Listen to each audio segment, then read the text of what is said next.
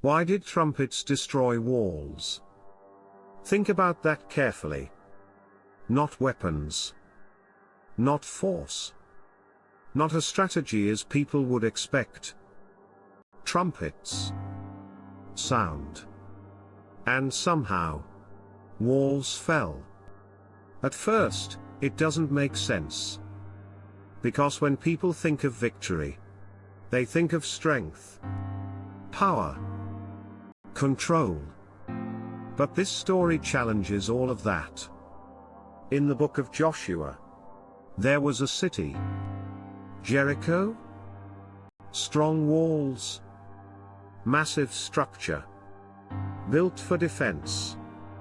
From a human perspective, almost impossible to break through. So the question becomes, why wasn't the strategy direct?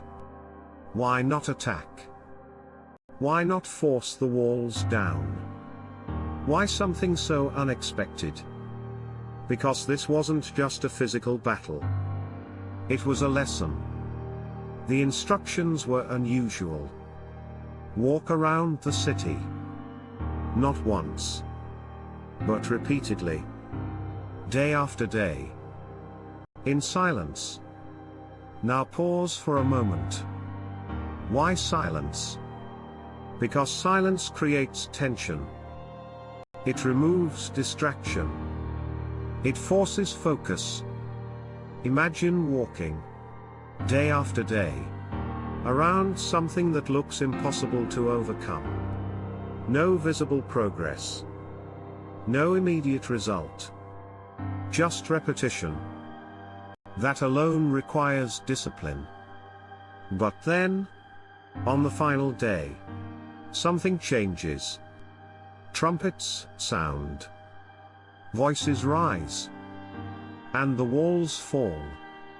Now think about that carefully. What actually caused the collapse? Was it the sound? Or was something deeper happening? Because this story is not just about walls. It's about process, obedience, and timing. The people followed instructions, even when they didn't fully understand them. And that's difficult. Because people prefer clear logic, predictable outcomes. They want to know how things will work before they commit to the process. But this situation didn't offer that. It required trust, movement without full explanation, consistency without visible results. And that's where most people struggle. Because when nothing seems to be changing, people stop. They lose focus. They abandon the process. But in this story, the repetition mattered. Every step mattered. Even when it didn't look like it did. Now consider this. What if the walls didn't fall because of the final moment? What if they fell because of everything that happened before it? The discipline, the consistency, the obedience, the willingness to continue, even when nothing seemed to be happening. Because often, the breakthrough people see is the result of something they didn't see. Now think about modern life. People want instant results, quick outcomes, immediate progress. If something doesn't change quickly, they assume it's not working. They move on. They try something else. But this story suggests something different. Progress is not always visible. Change is not always immediate. And results don't always appear when people expect them to. Sometimes, the process is building something unseen. Strength, focus, endurance. Necessary things before the visible change happens. And then there is the role of sound. Trumpets. not weapons. Sound. Why sound? Because sound signals something. A shift. A moment. A transition. It marks a phase change. Silence. Followed by expression. Stillness. Followed by release. And maybe that sequence matters. Because holding back, building discipline, maintaining focus, creates pressure.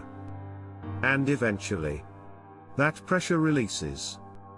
Not gradually, but suddenly. That's what makes this story powerful.